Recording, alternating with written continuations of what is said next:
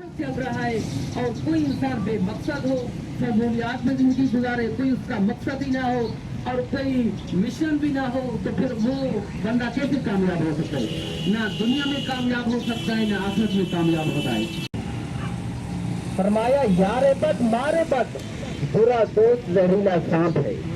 बुरा दोस्त जहरीला सांप है। जिस तरह हम जहरीले सांप से बचते हैं, तो प्यारे बच्चों हम बुरे दोस्त से भी हमें बचना होगा। अगर नेक अमाल है तो आखिरत का अब मामला उसका बेहतर हो सकता है, उम्मीद है। अगर कोई बुरे दोस्त की सोबत में आ गया, अमल पर हमें अमल की